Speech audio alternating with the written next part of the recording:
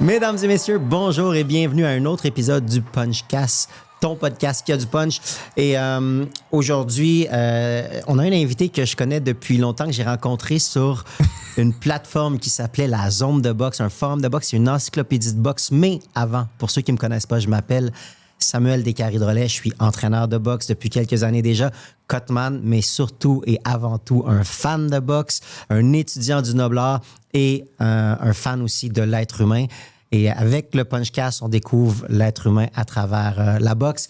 Et mon co-animateur, celui qui m'a initié au noble art il y a plusieurs années déjà, aujourd'hui, directeur général de Eye of the Tiger Management, ancien boxeur professionnel. Il a tout fait dans le monde de la boxe. Il s'appelle Antonin. Antonin, comment ça va? Super bien. Je suis content que Guillaume soit là. Ça va être le fun d'avoir un gars qui m'a vu boxer. Fait qu'on à part Marc puis Russ, là, je sais pas si... Non, Eddie, ça va. Ouais. Je me trompe, mais c'est le fun d'avoir justement un gars qui s'y connaît vraiment bien. Je pense que c'est peut-être lui qui va pouvoir nous éduquer un peu sur certains points. Fait qu'on va pouvoir aller en profondeur. Les fans vont être servis, si on veut. Guillaume Wagner, bienvenue au Punchcast. Merci. Très content d'être là. Je vous avertis, je suis comme moins à jour au niveau boxe, là, mais d'ailleurs, c'était quoi ton surnom sur la zone de boxe? Je me rappelais plus de ça. Je cherchais Capone. C'est ça. OK. C'est G-Dub. Pour ça. G-Dub. Ben ouais, écoute, c'est fou quand même qu'on se soit connus là-dessus. Ouais. Il n'y avait pas les réseaux sociaux à l'époque. Fait que, moi, je cherchais sur Internet comment je peux parler de boxe avec des gens qui aiment ça. Puis j'avais trouvé ça. Ça s'ostinait beaucoup là-dessus. Énormément. Pour les auditeurs qui sont pas trop au courant, il y a une vingtaine d'années environ, il y avait un site web qui s'appelait la Zone de boxe, qui était le meilleur moyen de connaître l'actualité de ce qui se passait autant au niveau local qu'international. Là, puis, Mais c'était vraiment intéressant parce que François Picanza, celui qui avait parti ça, il se promenait dans tous les club shows, tous les événements de boxe. Il avait sa caméra à la main. Il faisait des entrevues avec les fighters. Après ça, il mettait aussi les combats sur le site. On pouvait écouter les combats. Il avait pas même fait une ceinture du Québec à un moment donné. Ça a moins élevé, mais comme, ouais. En fait, ça avait fonctionné jusqu'à temps qu'il change la réglementation quant au prix à payer par les promoteurs pour les ceintures. Alors, à ce moment-là, au début, les ceintures étaient vraiment pas chères. Puis là, quand la réglementation a changé puis que c'est devenu vraiment dispendieux, le prix, en fait, la ceinture du Québec a comme... En tout cas, bravo à lui. Ouais, c'était cool. Puis, qu'est-ce qui est arrivé avec la zone de boxe? Ça a juste fermé? Éventuellement, il n'y avait plus vraiment le temps de s'en occuper. Et il l'a vendu à Russ, à Rival, parce que Russ, il voulait pas que ça meure comme ça, ou que n'importe qui puisse prendre le nom du domaine et en faire quelque chose qui n'avait pas rapport avec la boxe. Et puis, les forums, c'était juste moins à mode à un moment donné. On avait besoin de ça à ce moment-là, puis là, avec les réseaux sociaux, puis tout ça, Mais j'ai rencontré vraiment plein de monde super intéressant là, par rapport avec la zone de boxe. Puis, comme tu disais, à l'époque, être capable de discuter de boxe avec quelqu'un, c'était quand même assez difficile. Même retrouver... Moi, j'avais des fois, je cherchais des vidéos de boxe, là, Pascal Lapointe ou Doom. Il y avait une couple de boys là-bas. Là. J'étais comme, j'aimerais ça avoir telle vidéo de tel boxeur. Puis ils me trouvaient ça. Ils m'envoyaient des CD qu'eux, ils avaient trouvé, genre, au Turkménistan. Il y avait un site, là, c'était, je pense, World Boxing, je sais pas quoi, là, où tu downloadais des torrents de combats. World Boxing Archive. Exact. Puis ouais, j'en avais downloadé plein. C'était difficile. Il n'y avait pas YouTube, guys. Il fallait les trouver, les combats. Même ce site-là, c'était un site de partage et d'échange. Fait que si toi, tu uploadais pas des combats que tu avais sur ton ordinateur, c'était vraiment long à downloader. Exact. Ouais. Ça me ramène en 2005 quand je faisais mes premiers combats. Justement, avoir du footage, avoir des vidéos de nos adversaires, c'était compliqué. Là. Maintenant, c'est comme... facile. C'est même pas quelque chose... Tout le monde a ça. Tout le monde a ça à l'entraînement continuellement, mais à cette époque-là, et puis ça fait pas si longtemps que ça, là, il y a une vingtaine d'années, on était complètement ailleurs. Là. C'est drôle. On parle d'une vingtaine d'années. toi, Guillaume, il y a une vingtaine d'années, tu t'intéressais déjà à la boxe. Ouais. T'avais fait aussi, là, t'avais commencé ta carrière d'humour aussi déjà. Écoute, j'avais commencé... j'avais pas encore commencé quand j'étais sur la zone de boxe parce que je me rappelle que j'étais à l'école de l'humour puis je vous avais partagé mes devoirs de l'école de l'humour. Genre juste comme, hey, qu'est-ce que vous en pensez? Trouvez-vous ça bon? Puis vous aviez été encourageant, là, tu sais, puis tout ça. Mais ouais, non, fait que j'étais là avant, là, tu sais. Moi, c'est vraiment ado là, que j'ai accroché sur la boxe. Comment t'es entré en contact avec la boxe, justement? Moi, c'est vraiment mon père. Mon père qui est décédé maintenant. C'est un gros fan de boxe. Puis nous autres, on était 4 enfants chez nous. Puis c'était comme... avoir l'attention des parents, c'était pas nécessairement évident parce qu'il y avait des affaires à faire. Il travaillait. Il y avait 4 enfants. Puis mon père tripait sa boxe. Puis je le voyais que quand il écoutait ça, il était animé. Là, il avait l'air vraiment trippé là-dessus. Puis je me suis dit comme, crème, ça me permettrait de passer du temps avec mon père. Là. C'est genre cute de même. Okay. Fait que je dis, crème, je vais essayer de m'intéresser à ça. Lui, il tripait sur Oscar de la Hoya, Arturo Gatti et tout ça. Fait que, tu sais, je le regarde. Des années 90, genre? Ouais, on parle en fait, milieu des années milieu, un peu fin, ouais. Fait que j'étais comme, OK, je checkais ça. Puis au début, je catchais pas trop, tu sais. Puis à un moment donné, j'ai commencé à vraiment embarquer là-dedans, si bien qu'à un moment donné, j'étais beaucoup plus intéressé que lui. Là, je connaissais ça beaucoup plus que lui. Puis j'ai développé cette passion-là là, petit à petit. Là, mais ouais. Mais moi, quand j'embarque dans quelque chose, j'embarque là, au complet. Là. Oh, mais t'étais rendu genre une encyclopédie. Je me souviens là, d'avoir déjà discuté de boxe avec toi. À un moment donné, j'habitais à Québec. T'étais venu pour un spectacle. Puis après ton spectacle, on est allé prendre une bière ensemble. Ouais. On avait discuté boxe un peu. Puis tu étais capable de me sortir des boxeurs des années, des trucs vraiment précis que je te dirais 99,9% de la population boxe ne serait pas capable de faire. J'étais comme, OK, Guillaume, il connaît sa boxe. Là. Si j'embarque dans quelque chose, j'embarque. Puis ça me passionnait. Puis comme je te dis, je pense qu'il y avait quand même le fait que justement, quand c'était difficile de trouver les combats et tout, fallait vraiment que tu veuilles. Puis ouais, on dirait que ça crée une espèce d'attachement aussi à ce sport-là qui était moins connu. C'était pas facile d'être un fan de boxe là, quand j'étais ado et tout. Tu sais, au Québec, il n'y avait pas encore eu les champions. On n'avait pas grand-chose à se mettre sous la dent quand même. Là. Puis même les gros combats, il fallait aller dans les bars ou dans les restaurants sportifs pour les voir. Puis pour les enfants, les plus jeunes, les adolescents, c'était pas évident. Hey, je me rappelle, moi, les événements télé à la carte, je pouvais pas avoir ça chez nous. On n'avait pas la télé à la carte chez nous. Ma première blonde, ça se pouvait chez eux. Fait que j'allais checker ça chez elle. Je me rappelle avoir réveillé son père parce que, genre, quelqu'un s'était fait knocker puis je capotais. Fait que, c'est ça, fallait vouloir. On a eu cette discussion-là récemment, là, puis là, vu que tu as vraiment commencé dans les années 90, dirais-tu que les boxeurs des années 90 par rapport à 2020 sont plus forts, moins forts? Comment tu vois ça? Moi, je pense que oui, probablement. En fait, je réfléchissais à ça, puis j'ai l'impression qu'en Amérique du Nord, ils étaient plus forts. Tu sais, je pense que les Russes, puis tout ça, comme toute cette vague-là, on les connaissait pas. Ils n'étaient pas médiatisés tant que ça. Ouais, je sais pas à quel point il y en avait quand même dans les années 90. C'est sûr, ouais. Exact. Là, l'URSS a tombé au début des années 90, fin des années 80. Oui, exact. Puis là, ils ont commencé à pouvoir boxer chez les pros, mais avant ça, c'était pas possible. Ouais, je pense qu'il y a un peu de ça. Puis, tu sais, moi, je pense que l'âge d'or de la boxe, pour moi, c'est quand même les années 90, mais je pense que c'était beaucoup c'était HBO, tu sais, la présentation, l'espèce de lustre que ça donnait. Puis, il y avait comme une régularité aussi, là, tu sais, je veux dire, c'était chaque samedi quand même. Puis sinon... C'est encore comme ça. C'est juste qu'il y en a tellement, c'est tellement accessible que des fois, on réalise pas à quel point on est chanceux aussi. Mais c'est parce qu'il y a beaucoup de compétition, puis tu sais qu'il y a un combat qui s'en vient. Là, faut que, moi, je le sais, je le fais. Je suis comme, OK, il faut que je cherche. Là, je vais aller voir sur Internet, c'est où? C'est sur DAZN ou c'est ça? Comment je peux le pogner? Ah non, il va falloir que je pogne un stream illégal. Puis ça, c'est quand même plus compliqué. Avant, c'était comme ça. C'était HBO, tu le checkais le samedi. Puis sinon, t'avais Showtime, il y avait moins d'événements, mais il y en avait quand même. T'avais Friday Night Fights, là, à chaque vendredi. Des fois, t'avais le Wednesday Night Fight. Mais c'était comme très régulier. Ça crée un sentiment d'attachement. Showtime, mais la ceinture incontestée, c'était HBO. Là, c'est ça. Puis après ça, tu as eu PBC là, qui est arrivé là-dedans, qui a un peu genre volé les stars de HBO. Fait que là, ça a comme affaibli HBO. Eux autres, ils n'ont pas vraiment réussi à maintenir cette affaire-là. Ça s'est comme tout dispersé. Fait que c'est ça, c'est moins centralisé. Fait que j'ai l'impression que c'est plus difficile, dans le fond, de bâtir des stars. T'sais, quand HBO se mettait derrière quelqu'un, il mettait de l'amour. Fait que on s'attachait, puis s'il perdait, c'est vrai que les 24/7, ça nous permettait vraiment là, c'était fou. De tomber en amour avec le le boxeur, puis suivre l'histoire, puis là, il y avait tout le temps des highlights, puis il y avait ça, d'où c'est il un peu venait. plus tard quand même. Ça, c'est à la fin d'HBO de mémoire. Là. Ah ouais, hein? Les 24/7, ouais. C'était un peu Floyd qui avait amené ça. Ouais. Ouais. C'est dans les années 2000 entre 2005 jusqu'à 2010, mettons. Là.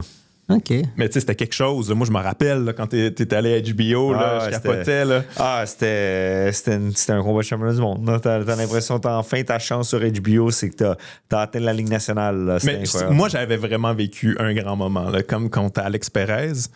Parce qu'il arrêtait pas de dire. C'était vraiment un showcase plus pour Alex Brick Perez. Bullet. Il arrêtait pas de dire à quel point il était extraordinaire. Puis il me faisait un peu penser à Corrales. Là. Diego Corrales, il était long avec ses tatous et tout ça. Fait que, tu sais, eux autres, ils tripaient-tu bien raide, puis ils arrêtaient pas de le vanter pendant le combat. Puis là, à un moment donné, Roy Jones a fait comme non, t'as une minute. Là. Il est comme Antonin est en train de comprendre son style. Puis là, boum, je pense 10 secondes après qu'il ait dit ça, tu l'as atteint, puis tu l'as envoyé au plancher. Puis là, ils ont tout dit, t'avais raison, Roy, tu sais.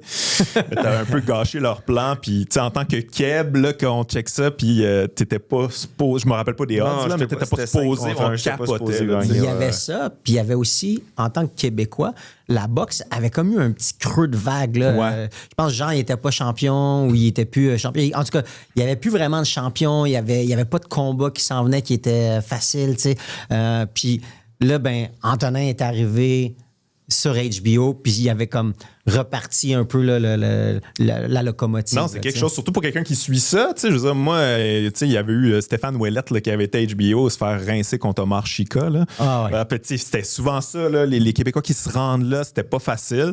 Fait que tu gagnes, puis de cette manière-là, c'était assez incroyable. C'est vraiment drôle en plus parce que moi, j'ai des souvenirs clairs de cet événement-là. Puis, tu sais, Antonin il avait été malade toute la semaine avant le combat. Puis là, on est dans l'ascenseur parce que on était en haut puis il fallait descendre jusqu'au ring. Puis là, il me regarde, il dit, j'ai été malade toute la semaine. Là, il dit, ce matin, je me suis réveillé, tout était parfait. Il dit, je vais le péter. Là, ah ouais, hein? C'est bon timing. Dans l'ascenseur en descendant, puis là, je suis comme, oh, all right. Puis là, comme de fait, là, le combat a vraiment été super bien. Là. Ouais, magnifique. Vraiment. Ouais, le fun. Un grand fait que là, moment. on revient à toi, Guillaume, rapidement. Fan de boxe depuis l'adolescence. Ouais. Et puis après ça, t'es allé justement en humour. T'as fait l'école de l'humour. Yes, T'as roulé ta bosse.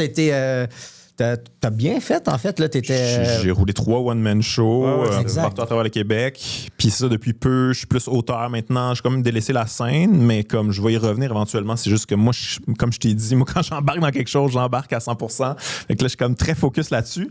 Est-ce que la scène te manque?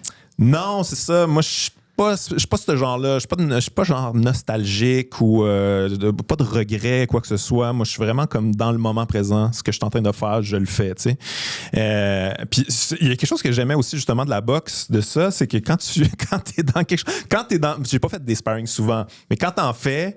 le focus est là. Tu sais, quand tu fais d'autres sports... Tu peux pas penser à ce qui va se passer ce soir. Exact. T'es dans ton moment présent. Tu sais, moi, j'ai joué au basket, là, puis, tu sais, des fois, c'est quand je suis fatigué, là, je vais me faire un petit peu, là, je vais être là pour une passe, là, mais, tu sais, dans un ring, non. Mais il n'y a pas ça, là. Il y a des gens qui ont certains troubles d'attention. Ouais. Tu vois, même Simon King m'avait déjà dit, à un moment donné, j'étais en train de boxer, puis là, je me demandais si j'avais fait mon changement d'huile. Il dit, là, je suis... c'était au centre Vidéotron. Il dit, j'étais au centre Vidéotron, là. J'étais en train de boxer. Puis là, pendant que je boxe, j'ai fait mon changement d'huile. Il faudrait que je fasse mon changement d'huile. Tu sais, comme, il y avait des trucs comme ça où des fois, il regardait les souliers. Ah, ouais, les souliers, hein. Ouais, je connaissais pas ça. Tu sais, comme, puis après ça, oh non, il faut que je revienne. Puis là, il revenait, là. Gros trouble d'attention pour oublier moi, j'en vois que tu es en train de boxer. Ça, tu sais, peut-être que vous ne l'avez jamais vécu, mais moi, j'en vois beaucoup dans le gym. La porte du gym, elle ouvre, les gars sont en train de sparrer, puis là, ils vont regarder, OK, après ça, ils retournent. C'est comme un tournage, tu sais. C'est supposé être à l'aise dans le ring, j'imagine. Ça, focus. Mais il y a un sparring puis un combat au centre Vidéotron, il y a quand même une méchante différence. Effectivement. Focus, man. Puis, pour revenir à, on t'a posé la question pour les boxeurs, c'est pas 90, puis maintenant, les humoristes. Tu vois-tu une différence entre les humoristes des années 90? Écoute, l'humour, les jeunes sont toujours de mieux en mieux, je trouve. Sont toujours meilleurs. Parce que c'est ça, justement, comme on parlait tantôt, c'était difficile d'avoir accès à quoi que ce soit. Là. Moi, j'ai commencé en humour, j'achetais des DVD là, au bout. Là, fait que j'avais une grosse collection de DVD. Puis j'étais considéré aussi comme une encyclopédie de l'humour, là, parce que c'est mon petit côté autiste. Mais ça, maintenant, les jeunes, ils ont accès à tout sur YouTube. Ils voient tous les styles, tous les trucs différents. Ils peuvent s'inspirer. Le niveau, il est vraiment rapidement... il y en a qu'après 1 an en humour, ils ont déjà un niveau de moi après 6 ans. Là, c'est assez impressionnant. Mais les réseaux sociaux et les différentes plateformes donnent encore plus de visibilité puis plus de... En plus. C'est la confiance aussi, tout ça. Là, les gars, puis ils ont beaucoup de plateformes aussi pour roder. Dans le temps, là, je sais pas si... je pense que quand tu as commencé, là, c'est comme fallait que tu ailles dans les comédies shows, là, comme dans des bars. Puis, nous autres, il y avait une hiérarchie là, très, très stricte. Tu allais au Saint-Cyboire en premier parce que c'était accessible à tout le monde. Puis après ça, tu pouvais être booké sur les soirées juste pour rire.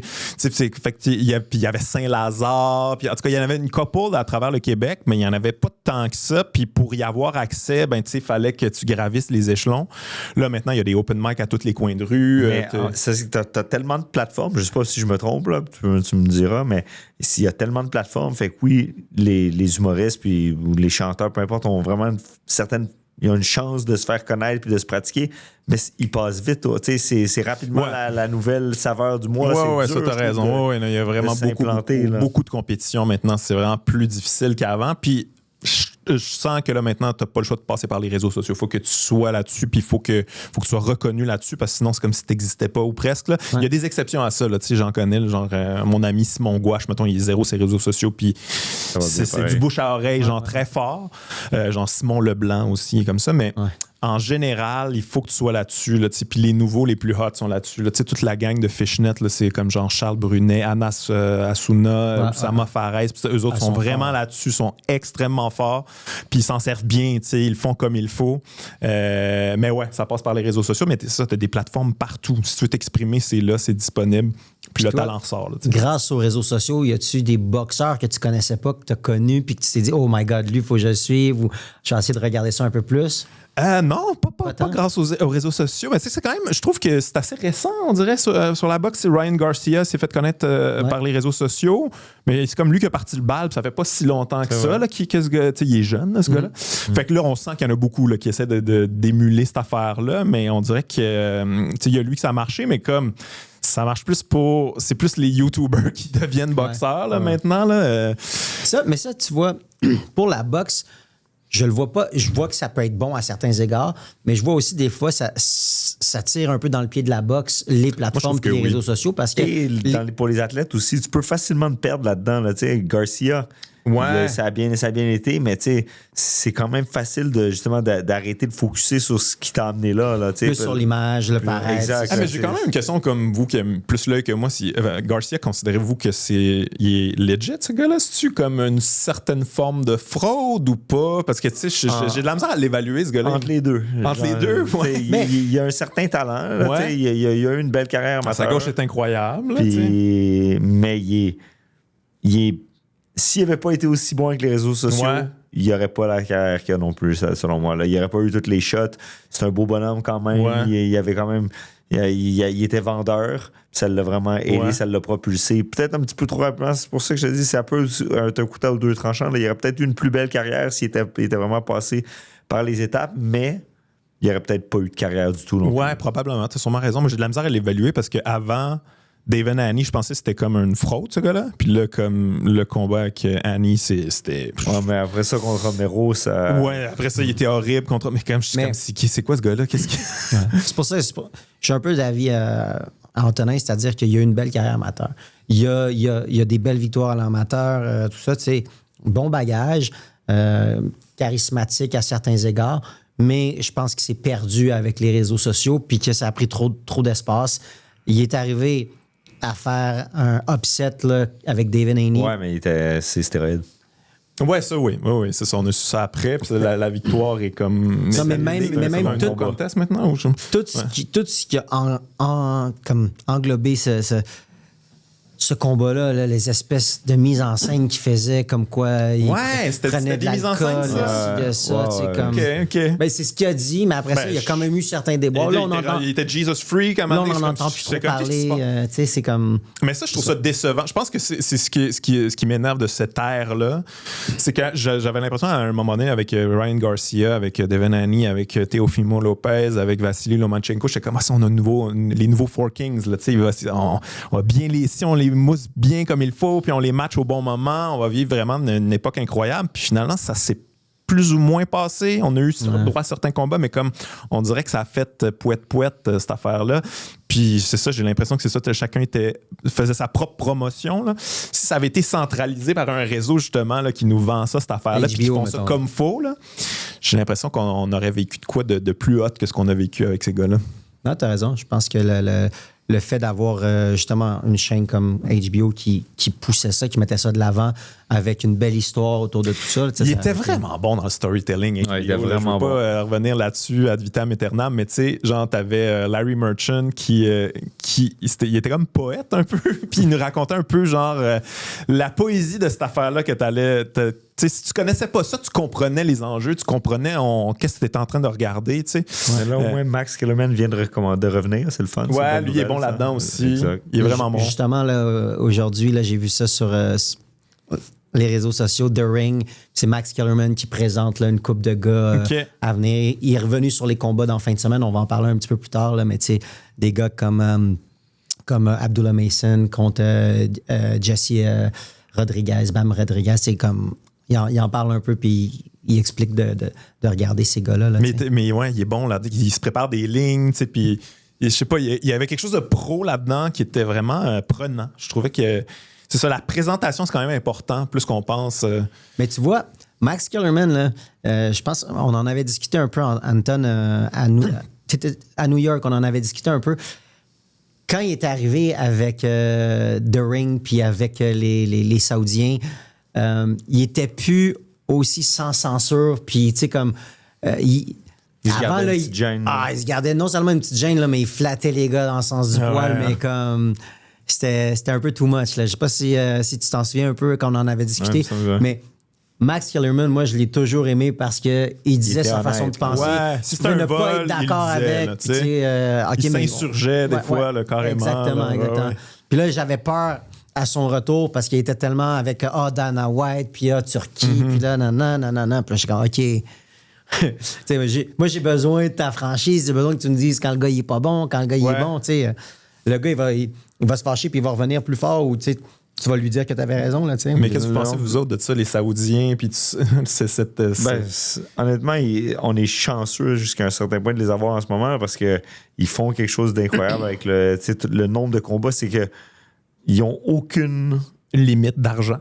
Aucune, exact. Ouais. Et ils n'ont pas non plus l'espèce de rivalité entre promoteurs. Eux autres sont comme au-dessus de ça. Là. Mais tu vois, avec ça, j'en parlais justement avec Marc Ramsey dernièrement, puis il me disait, les Saoudiens, ils ont été quand même brillants avec ça parce qu'ils sont arrivés, eux, ils voulaient redéfinir un petit peu le marché. Ils ont mis des grosses bourses. Puis, tous les promoteurs qui ne voulaient pas vraiment faire affaire ensemble, ils se sont tous mis à faire affaire ensemble. Puis là, ils ont commencé à faire des shows, mais avec des bourses démesurées que ces promoteurs-là ne pouvaient pas mettre. Ouais. Puis là, les promoteurs, ils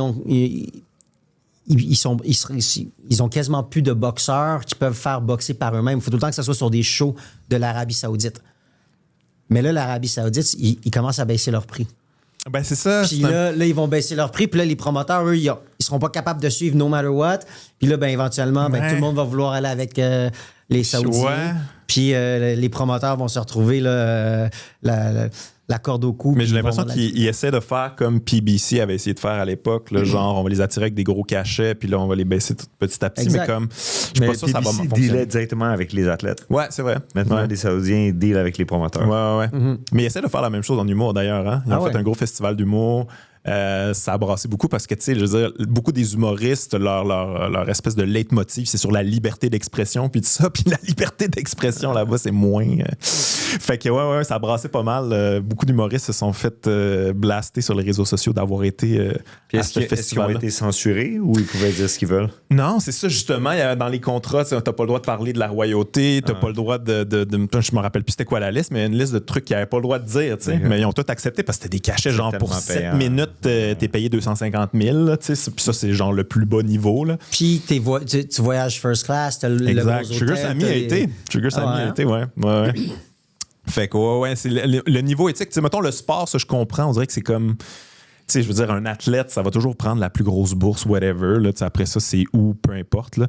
Mais comme un humoriste, c'est sa liberté d'expression, c'est comme un peu son outil. Là. C'est un peu le produit qu'il vend. Là, tu sais, genre, moi, tu peux pas me censurer. Puis là, c'est comme, moi, finalement, tu peux. Pour le bon prix. Ouais, mais en même temps, si tu avais fait ton show au Québec, t'aurais-tu parlé de la royauté en Arabie Saoudite? Non, mais tu sais, tu comprends ce que je veux dire? C'est genre, tu vas là, puis on te donne des conditions tout de suite. Là, tu ris pas de nous autres. Tu dis pas ci, ça.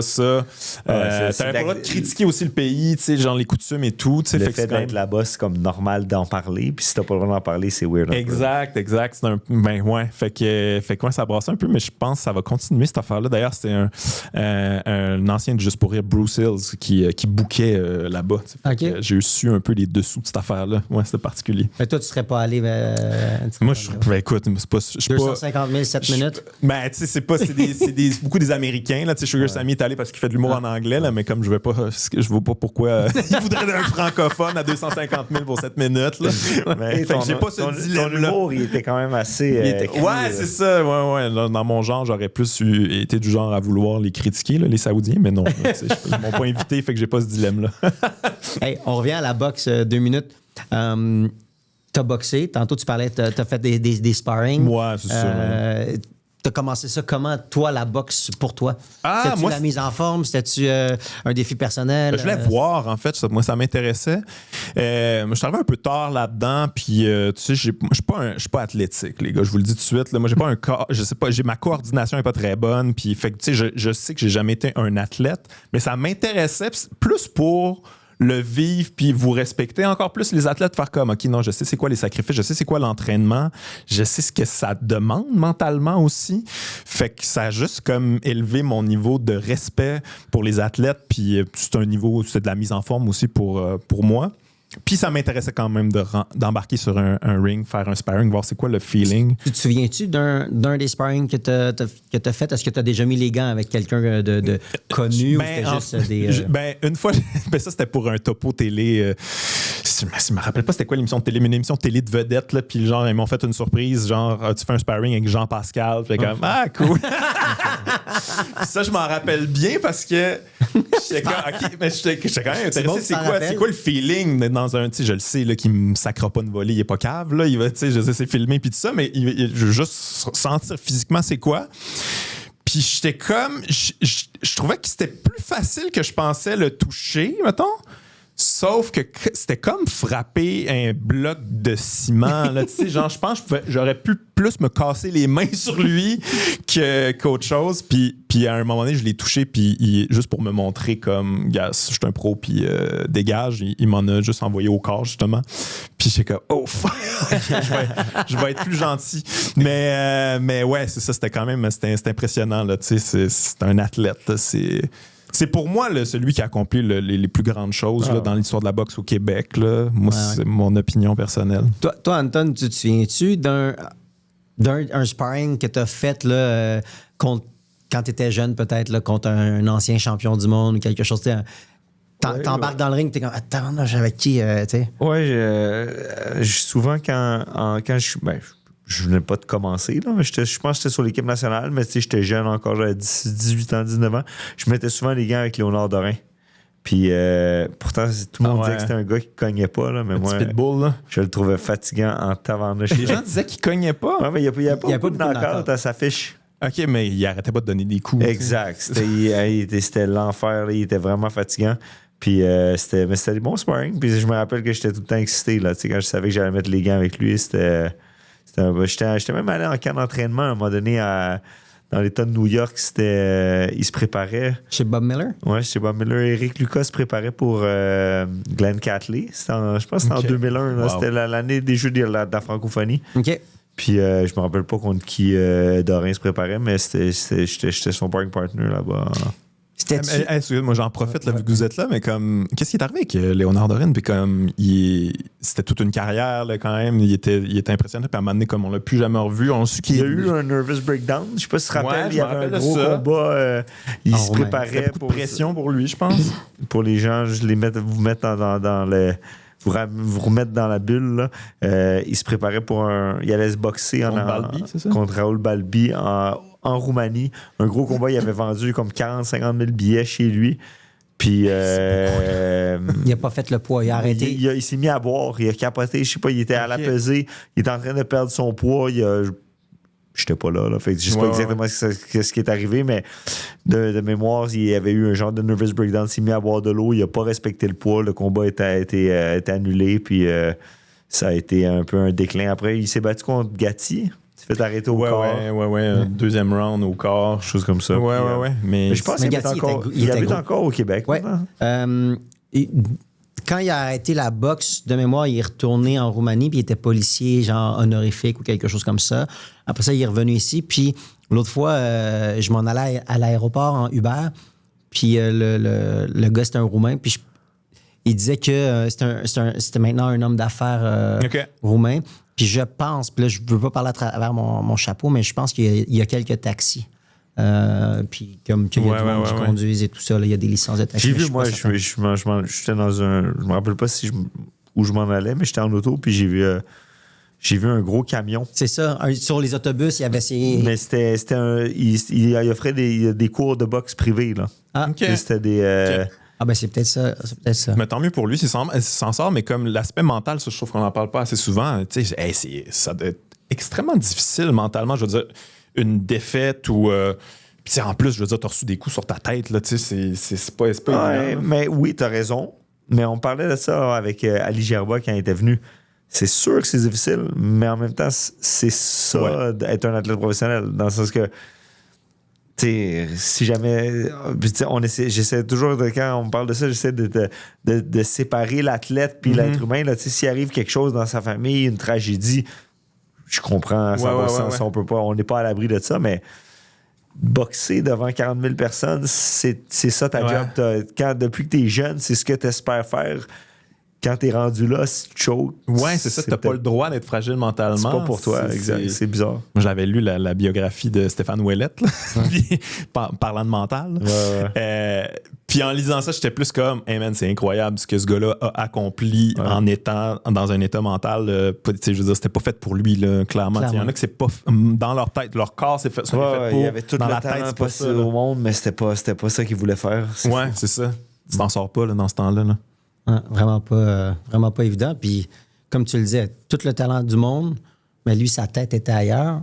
Puis même encore à ce jour, je sais même pas, tu sais, puis je lui souhaite, là, mais je sais même pas s'il a trouvé qu'est-ce qu'il aimait faire. Il y en a qui sont tout le temps en quête ils font quelque chose, ils sont bons, mais... Mais il avait fait un reportage là, récemment, là, savoir il était où, il était rendu camionneur, puis il disait qu'il était heureux, puis qu'il était bien, puis je pense que ce gars-là voulait une vie simple, à l'abri des regards. Puis que c'est ça, c'était beaucoup de pression mentalement pour lui. Là. Vous imaginez à quel point il était talentueux parce que, tu sais, je pense que c'était son combat contre Joachim, là, qui est. Je sais pas sur quelle drogue il était. Out, là. Mais il était vrai. Tu sais, je pense que c'est le LSD, PCP, quelque chose genre. Je sais pas, mais il était vraiment. Tu sais, c'était de la grosse drogue, là, lui, puis toute sa carrière. Puis. Mais tu sais, mettons, on a parlé tantôt, le Omar Chika, là, dans le livre, on comprend qu'il était sur le party au bout, il s'était pas vraiment entraîné, fait que c'était comme vraiment dangereux qu'il est là, tu sais. Clairement. Il s'était fait arrêter aussi, là, parce qu'il avait pissé dans le casino, là, tu sais. C'est sûr. Mais il y a d'autres combats dans le livre que tu comprends comme OK, là non plus, il s'était pas entraîné, puis il avait brossé comme pendant 3 mois avant, puis il bat le gars, là, tu sais, comme ça, c'est arrivé plein de fois. Fait que c'est pour ça que lui, à un moment donné, il était comme, je pense que je peux le faire pareil. Là, mais surtout, même c'est chez les juniors. Chez les juniors, là, il arrivait dans les compétitions à l'international, les gars, ils le voyaient pas, là, comme tous les premiers jours. Puis là, il arrivait à son combat, il était encore sous de la veille. Paf, il battait le gars. Là, il retournait brosser. Paf, il rebattait le gars le lendemain. Là, ce qui a été la pire affaire pour lui, finalement. S'il n'avait pas été capable, s'il s'était blessé à ce moment-là, il se serait dit, OK, faut que je sois un mur, sérieux. Il avait réalisé peut-être qu'il ne peut pas faire ça. Les deux en même temps, ça ne marche juste pas. Puis la réalité, c'est que ça n'a pas marché, malheureusement. Non, mais il a eu une belle carrière quand même, mais rien comparé à ce qu'il aurait pu accomplir. Ouais, c'est fou. Puis tu sais, c'est aussi une époque que, justement, qu'on parlait, comme là, on était choyés là, au Québec, là, on a eu des champions, puis on a eu des gros talents, mais lui, il portait quelque chose qu'il était tout seul. Là, Éric Lucas est arrivé après, puis tout le monde mettait ses œufs dans ce panier-là. Là, c'est de la pression. Là. Yvon, il avait créé la compagnie Box Pour lui, avec ça. Il était allé chercher des investisseurs, puis c'était comme tout sur Wallet. Puis, Éric Lucas, c'est son sparring partner. On va lui donner des combats là, comme ça. Là, puis finalement, c'est Lucas qui va avoir atteint les plus grandes choses comparativement. Que Ouellet aurait dû faire. Ouais, vraiment. De par sa volonté, de par les efforts et tout. Là, c'est pas peu dire parce que t'en avais un qui avait un très grand talent, puis l'autre qui avait une très grande volonté. Puis, on dit tout le temps... c'est quoi qu'on dit tout le temps? Talent... non, c'est... Bon. Sors-nous ça. Oui, c'est ça. Ça, on dit tout le temps. Cette affaire-là. Je vais googler là. Non, mais c'est ça, mais Hard work beat talent when talent doesn't work. OK, voilà. Tu l'as eu right on. Bravo. Merci. Mais ouais, Stéphane, il y avait quelque chose, il y avait comme un attachement aussi des Québécois. Il y avait l'aspect underdog aussi de lui. Il y avait quelque chose de profondément humain. Il y avait une connexion directe, là, je trouve, avec les Québécois qui était touchante à quelque part. Là, puis je pense qu'il n'a peut-être pas accompli ce qu'il aurait dû accomplir au niveau des accomplissements sportifs, mais au niveau de faire évoluer le sport puis donner de la visibilité à ça, comme je pense qu'il n'y a personne qui l'a fait comme lui. Là. T'as probablement raison. C'est incroyable. Il a fait boxer plusieurs personnes. Mais tu vois, tu dis il n'y a personne qui a fait ça comme lui. C'est complètement différent. Okay? Mais je trouve que Lucian Boutet a fait un petit peu ça. Ouais. Non, il l'a amené à un autre niveau. Là, parce que, justement, tu sais, puis Lucian a découlé de Lucas qui a découlé de Wallet. Là, ouais, 100%. Mais Lucian, il est arrivé à faire plusieurs défenses de la IBF. Il a mis plein de monde en sous-carte de lui pendant des années. Mm-hmm. Il a été chanceux de ne pas avoir été invité au Super 6 parce que ça lui a permis de rester champion, de faire un paquet de combats contre des aspirants obligatoires ou des aspirants classés dans le top mondial parce que j'aurais quand même aimé le voir dans le Super 6 à son pic, dans une espèce de lancée. Tu sais, parce que là, c'est comme il y avait plein d'aspirants obligatoires, puis à un moment donné, il est venu à penser qu'il était meilleur qu'il était parce que c'était comme trop facile. Il faudrait faire un petit recap aux fans, là, parce que là, vous êtes dans une conversation. On est en 2008, puis là, les gens se rappellent pas pantoute. Il y a eu un gros tournoi. Ouais. Merci à Showtime. C'était sur Showtime. Tous les meilleurs 168 livres du monde étaient invités. Ça s'appelait le Super 6. Puis à cette époque-là, bizarrement, Lucian Boutet, qui était champion de la IBF, n'a pas été invité dans le tournoi.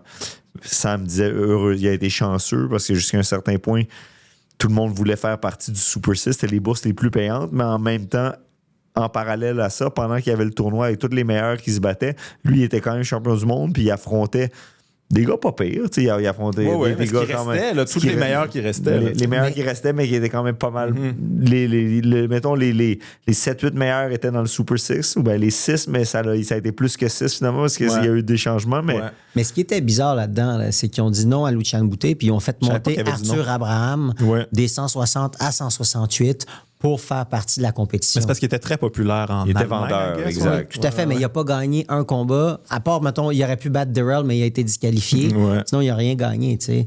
Mais là, on parlait, il y avait Taylor, il y avait Darrell, il y avait Andre Ward, il y avait Carl Froch, il y avait Michael Kessler.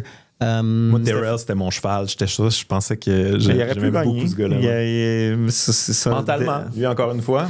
C'était son combat contre Carl Froch qui l'a brisé un peu. Darrell, c'est contre Froch, mais je pense que c'est contre Abraham. Il s'était fait arrêter contre Abraham là, avec un... Oui, mais il a perdu le premier combat, c'était contre Froch. Ah, OK.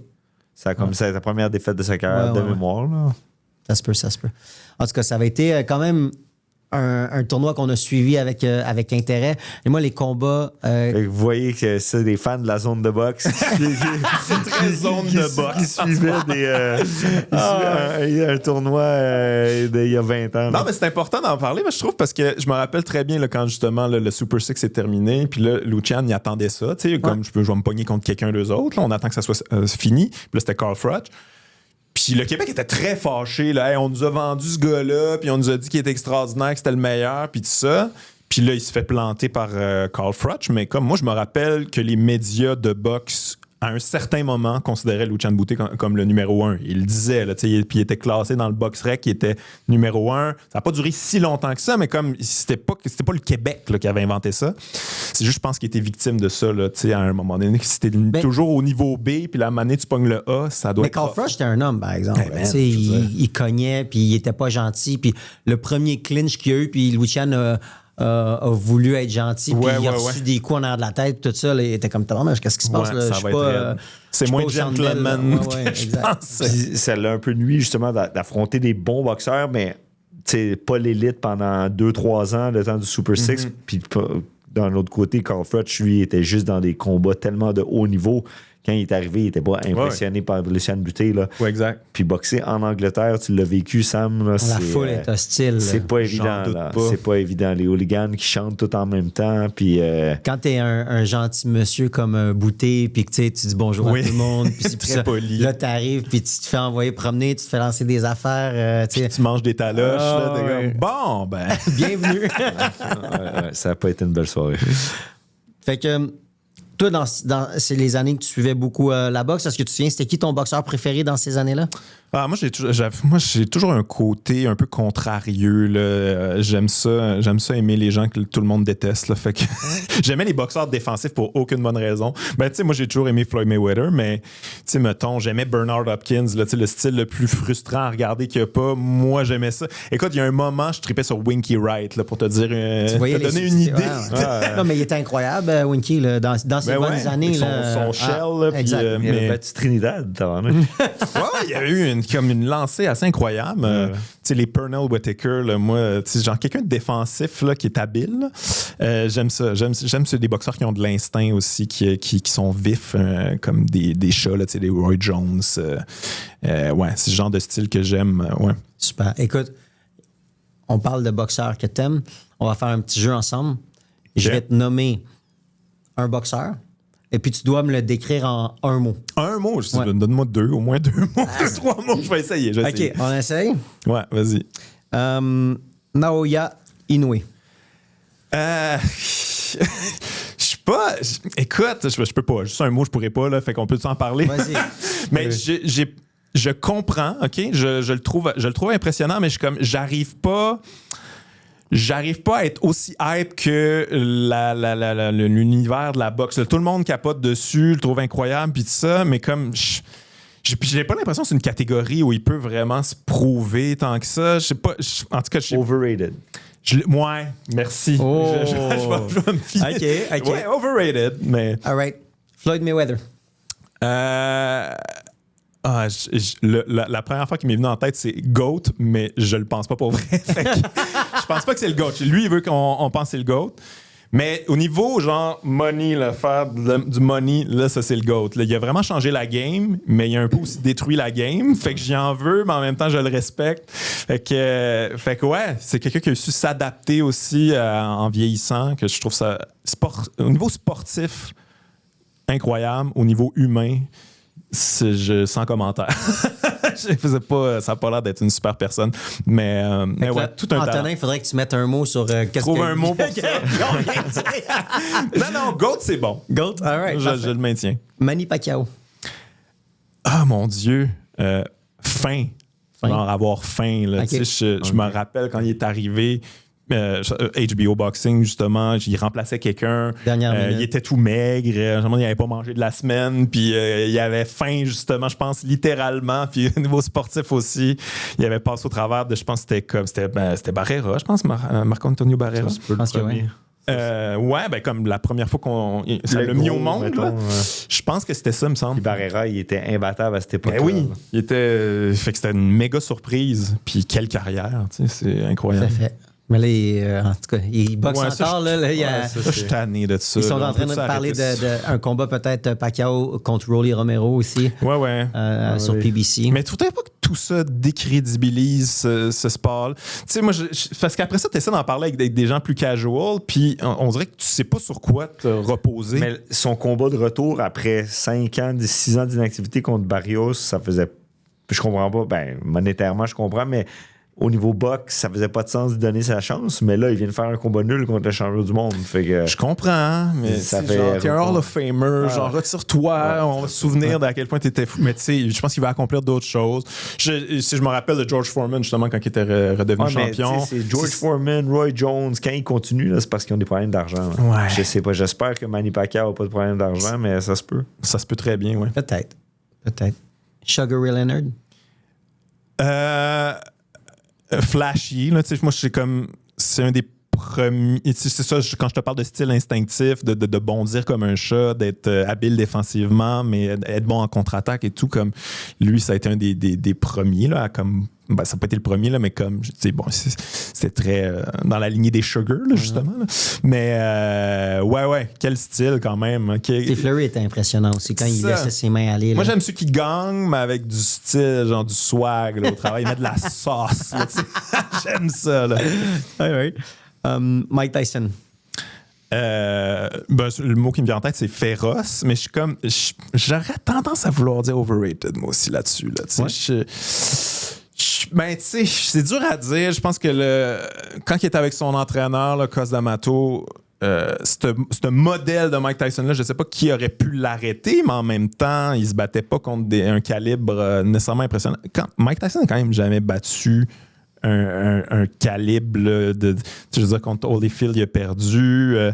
Contre Lennox Lewis, il était vieux et tout ça, mais comme il n'a jamais battu quelqu'un qui me fait dire que c'est quelqu'un qu'on peut mettre dans la conversation des meilleurs de tous les temps. Là. Souvent, j'en entends qui nomme son nom. Oublie ça. Là. Je suis d'accord avec toi. Quand même, ça reste que c'est Tyson. C'est qu'il était tellement spectaculaire et il se défaisait tellement du monde comme rapidement. Il y avait une espèce de hype dessus. C'est plus qu'un hype. Là. S'il y avait un aura autour de lui. Là, je pense que c'est ça le bon mot, aura. Tu vois. Parce que ça a été le premier qui a eu un aura qui était plus gros que le personnage même. Je me rappelle, là, je pense que j'étais au primaire, secondaire, là, quand c'était encore les gros combats de Tyson, puis on parlait de ça, puis c'était comme... C'était un monstre, là. C'était comme, y a-tu quelqu'un qui va battre ce gars-là? T'sais? Il faisait peur aussi, avec les speeches à la pesée, l'intimidation, tout ça. Là, mais il est fascinant, ce personnage-là. Les documentaires sur lui, quand il nous parle d'à quel point, dans le fond, il chiait dans ses culottes. C'était de la peur. À moins que je me trompe sur ton âge, là, je pense que le vrai prime de Tyson, t'étais même pas au primaire. T'as raison, mais c'est ça. Moi, je les ai toutes checkées parce que j'étais un crinqué, mais t'as raison que moi, quand j'étais au primaire, secondaire, tout ça, c'était le sorti de prison. En 86, si je me trompe pas. Là, fait que... Ouais. Non, c'est la version, il sort de prison. Il était déjà un peu fini, malheureusement. Là. Ouais. C'est Frank Bruno puis ces gars-là, là, c'était plus le Tyson des mais tu sais, j'ai écouté les documentaires là, sur son combat avec Buster Douglas puis tout ça.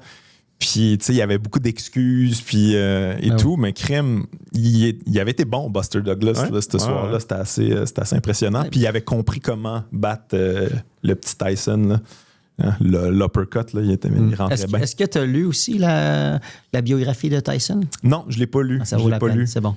Je l'ai pas lu, mais je pense qu'il y a un film qui est un peu basé sur sa biographie. Là, on l'entend beaucoup parler, puis je me rappelle plus c'est quoi le titre, mais ouais, c'est sûr, c'est intéressant. Là, si jamais tu as l'occasion. Le gars, c'est genre quand il sortait d'un bar puis il dépensait de l'argent. Il y a beaucoup d'anecdotes de genre. Je me rappelle une anecdote. Il y a un de ses amis, il est comme sous, puis tout ça, puis il demande peux-tu me reconduire? Je pense que c'était genre Rolls Royce, là. Puis pour le remercier de l'avoir été le porter chez eux, il a donné. La Rolls Royce, c'est comme pas avec les clés, c'est à toi maintenant. C'est comme, aïe, faut-tu faire de l'argent? Je me rappelle pas, je pense que c'est Big Pun. Je sais pas si tu te rappelles, c'est un chanteur, là. Ouais. Je pense que c'était Big Pun, un rapper, qui disait que il était dans un club un soir, puis qu'il y a les bouncers qui veulent le battre, puis il entend une petite voix en arrière, Hey, I got you back! Puis là, il se tourne, Oh, it's fucking Mike Tyson! Mike Tyson était prêt, et puis Mike Tyson s'est débarrassé de tous les gars rapidement. C'était pas. C'est légendaire. Il y a plein d'histoires de fous avec lui. Marvin Hagler? Comme c'est plus qu'un mot, genre, mais tête de cochon, là, tu sais, comme on dirait que pour moi, il représente vraiment ce boxeur têtu, là, tu sais, entêté, qui a toujours pas. Il est décédé, Marvin? Ouais, il est décédé il y a pas si longtemps. Hein. Mais il n'a jamais accepté d'avoir perdu, là, tu sais, il croit pas, mais comme. Puis je le comprends aussi. Mais ouais, c'est le combat contre Earns, c'est à voir. Ceux qui l'ont pas vu. Ça dure pas bien longtemps. Fait que, c'est pas long, mais c'est intense comme expérience à vivre, là, tu sais. Ouais. Puis il a mangé des bonnes, là, mais peut-être il continue à avancer. Ouais, un petit pitbull. Mohamed Ali? Ben là, le vrai GOAT, là. Le vrai de vrai GOAT. Mais tu sais, je sais pas si, au niveau sportif, je sais pas c'est quoi votre opinion là-dessus. Au niveau sportif, les accomplissements sont incroyables, mais il y a des défaites, puis il était pas parfait. Il y avait ses lacunes, mais c'est comme au niveau le personnage. C'est le speech de Mayweather, genre ça. Il dit il a perdu plein de fois. Vous pouvez pas dire que c'est le plus grand de tous les temps. Il se faisait, il dénigrait un peu son combat contre George Foreman aux Zaïre, justement, que il s'est fait frapper pendant 8-9 rounds avant d'y passer de knockout. Là. Je trouve pas ça impressionnant. Mais je suis en désaccord. Là. Ouais, je comprends. Comme tu dis aussi, c'est que le personnage, il est bien plus grand que la boxe. Là. C'est fou.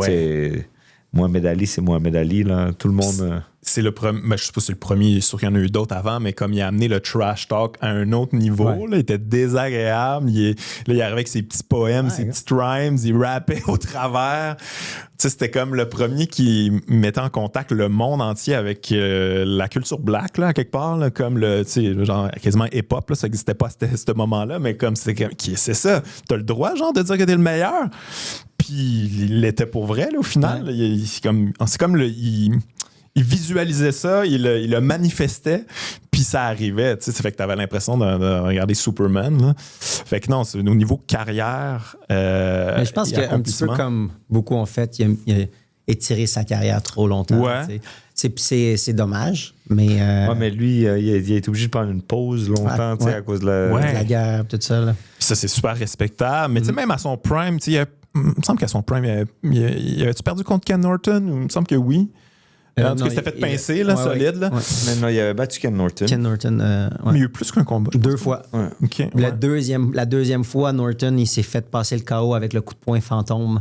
Plusieurs diront que c'est parce que Norton il avait trop de dettes.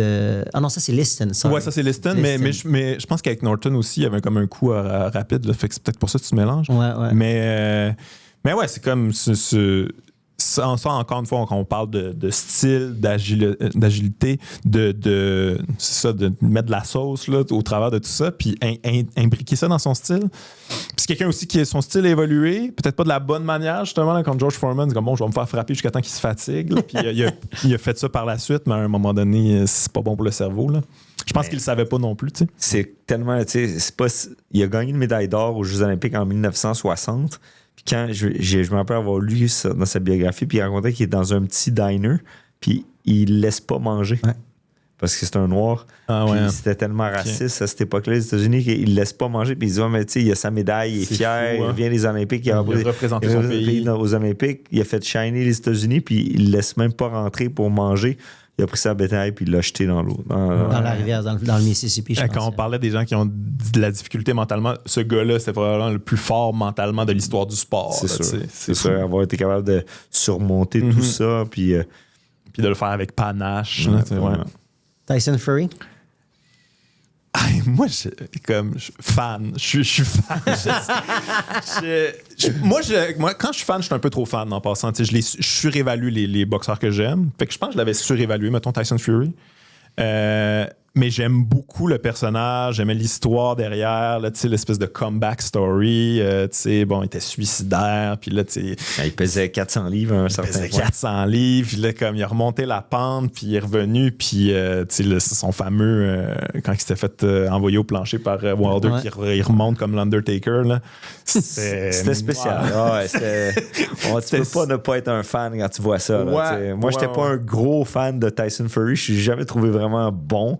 Mais quand il s'est fait pincer contre Deontay Wilder, puis il s'est relevé, je dis OK, je l'aime maintenant. Ouais, puis là, après ça, les combats d'après contre Wilder aussi, il avait pris du poids, puis à un moment donné, il faisait juste comme s'effondrer dessus, puis le knocker. Fait qu'il y a quoi autour de ce personnage-là que j'aime beaucoup. Mais je pense mais c'est drôle, on en parlait déjà à la zone de boxe à l'époque, je me rappelle. Il y avait quelqu'un, je sais pas c'est qui, là, qui était un peu proche de la famille des Fury, je sais pas pourquoi, puis qui nous le vantait déjà. Là, puis, Je pense que c'était Adam Harris. Parce qu'il était avec la compagnie. C'est quoi? C'était quoi? NSC. NSC, c'était une compagnie américaine, anglaise. Puis Adam Harris, qui était un gars de Montréal, avait parti NSC Canada. Ah, OK. C'est pour ça qu'il avait boxé en sous-carte de Jean-Pascal. Oui, c'est vrai. Ouais, D'ailleurs, moi, j'ai une petite anecdote avec Tyson Fury parce que c'était son premier combat de boxe professionnelle en sous-carte de Pascal Froch. OK, c'était son premier. Il était là, puis je l'avais regardé, puis j'étais comme, tu sais, il était un petit peu Mais clumsy. ça, c'était pas au Québec, là. Non, c'était à Nottingham. Ouais, je me rappelle. Puis là, j'étais comme, tu sais, il est grand, il est gros, tu sais, mais il avait de l'air un peu clumsy, un peu maladroit, un peu, tu sais, on a tous vu l'image qui se donne un uppercut d'en face, là, tu sais. Oui. Mais, puis quand tu le regardes, tu sais, il a les genoux un peu par en dedans, puis, tu sais, il a un gros de corps avec des petites jambes, puis il se promène tout le temps avec des petits shorts, puis il a pas l'air super athlétique. Mais une fois, j'étais en Angleterre pour un camp d'entraînement. J'étais là-bas avec Didier Benz. Tyson Fury se préparait pour son premier combat contre Derek Chisora. OK. Puis on est allé là-bas. Puis là, on allait faire une course le matin. Puis c'était son oncle qui l'entraînait parce que son père était en prison à ce moment-là. Puis il a dit, OK, Tyson, on va faire la petite boucle. Puis là, on était peut-être quasiment une dizaine à partir. Puis moi, je courais beaucoup dans ce temps-là. Fait que je pars, mais Tyson, tu sais, il est grand. Fait que là, il y a des longues enjambées, tu sais, puis il est grand, il est gros, il est costaud. Puis là, on part, puis il commence à courir. Puis à un moment donné, tu sais, le monde commence à abandonner, puis il embarque tout dans la vanne. Puis il embarque dans la vanne, puis là, à un moment donné, on continue, puis là, la vanne n'est plus là, puis là, je me retourne, puis personne, puis je suis au milieu de nulle part, puis je sais pas c'est où. La seule personne que j'ai avec moi, c'est Tyson Fury, mais moi, je suis brûlé. Je suis brûlé tête, là. Puis là, finalement, on voit la vanne arriver de l'autre bord, puis là, son oncle, « Hey, je t'avais dit la petite run, là, on n'avait pas dit le 15 km, là. » Puis là, dans le fond, Tyson, il avait dit, « Ouais, mais là, il arrêtait pas de me suivre, là. Je pouvais pas arrêter, là. Je pouvais pas arrêter, là. » Alors là, on avait fait la grosse boucle de comme 15 km. Il était capable, il est gros, là. Non, mais il courait bien. C'est là que j'ai réalisé à quel point il était athlétique. Puis après ça, je l'ai vu aussi en sparring. En sparring, je l'ai vu jouer avec des gars que j'étais comme, oh my God, tu sais, il a de l'air tout croche, il a pas de l'air si bon que ça, mais il est vraiment athlétique. Mais il était agile quand même. Tu sais, je me rappelle l'espèce de vidéo là, qui a été clippée quand même plusieurs fois où il est dans le coin, là, puis il évite tous les coups. Je me rappelle plus c'était contre qui. Là. Justement, c'était un peu à la Ali. Là. Ouais, c'était contre Tom Schwartz ou contre... Ouais, quelqu'un de pas si bon que ça, là, mais ouais, il est vraiment... Ça, c'était un... Mais peu importe. Mais bon... Mais il est capable du meilleur et du pire. Oui. Parce que contre Ngannou, là, c'était. Il a tout pris pour étaler ses fesses. Il a pris ça à la légère. Ouais, il est arrivé, il n'était pas entraîné. Tu le vois quand il tombe. Quand il tombe, tu le vois dans ses yeux et comme. Tabarnak. J'aurais dû m'entraîner. Exactement.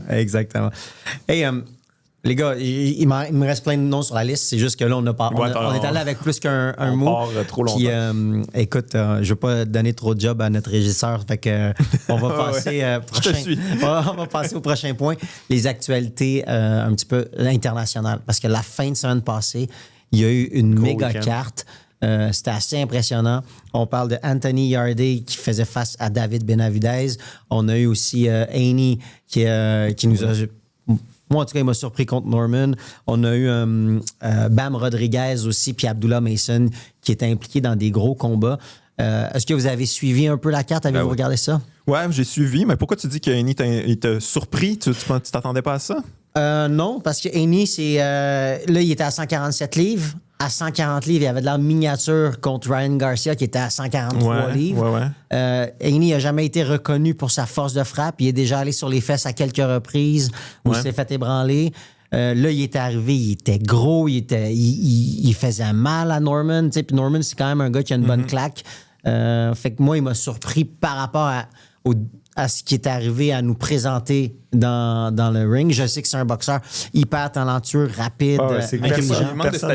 Personne n'en doute son talent, mais c'est juste c'était peut-être un peu son désir puis sa force de frappe récemment, là, mais... C'est pas quelqu'un qui voulait donner un show, là, bien souvent. Là, fait qu'il y a peut-être ça aussi qui... Ça se peut, mais à la fin de la journée, ça faisait que c'était des combats qui étaient pas si intéressants que ça. Ouais. Puis, tu sais, moi, ça m'est déjà arrivé là, de regarder ces combats puis quasiment m'endormir. Puis je suis comme, aïe, man.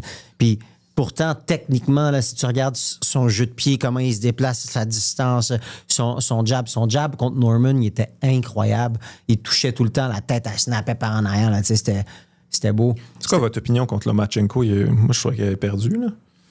Et écoute, c'était un combat. Je suis un peu d'accord. Ouais. En tout cas, je me rappelle le regarder. J'étais pas super attentif pendant le combat. Je me rappelle pas qu'est-ce que j'avais, mais je pensais que Lomachenko avait gagné le combat. Ouais, moi aussi, j'étais sûr. Moi, de mémoire, j'avais Lomachenko par un round, mais j'étais combat nul, je pouvais y aller aussi. Mais j'avais de la difficulté à voir Haney gagnant, par exemple. Pauvre Lomachenko, comme je trouve, il y a toutes les habiletés du monde, mais on dirait que c'est pas apprécié par les fans qui connaissent vraiment ça, oui, mais comme les juges et tout, comme on dirait qu'il est comme c'est tellement. Il a pas été choyé, disons. Là, ça a été rough un peu. Et il a pris toutes les meilleures aussi. Là, il a pas.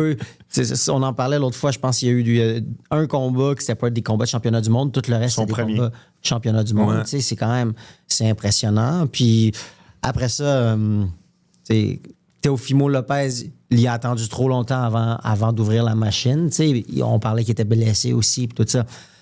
OK. Mais Devin Haney, tant qu'à moi, il aurait dû gagner. Puis même Salido, ça aussi, j'en parlais, Antonin n'était pas trop d'accord avec moi. Mais Salido, son deuxième combat, c'est ça? Mais moi, je trouvais que Salido, il aurait dû perdre des points ou être disqualifié pour le nombre de rabbit punch, de low blow, de coups d'arrêt. Il est arrivé trop gros de 8 livres. Je ne me rappelle pas, peut-être que j'exagère, mais comme il avait triché tout ce qu'il pouvait tricher. Exact. Mais c'est bienvenue chez les professionnels. Oui, exact. Ici, ça jouera, mon chum. C'était ça qu'il fallait qu'il fasse. C'était insultant pour lui de se faire. Les gars, il y a 2 combats ou un combat, puis il se bat déjà en championnat du monde. Ouais, je comprends. Fait que, ça pour dire, Haney, chapeau en fin de semaine. Mais moi, j'ai des doutes quant à son physique. Là. Je le trouvais gros, je le trouvais imposant. Je trouvais que c'était le même petit régime que Garcia. Écoute, je sais toutes pas. les vitamines, on mange tous nos légumes, les gars. Pourtant, Conte, il est décédé, celui qui avait Snack puis qui était là puis que c'est pas avec lui que le monde des anabolisants va disparaître.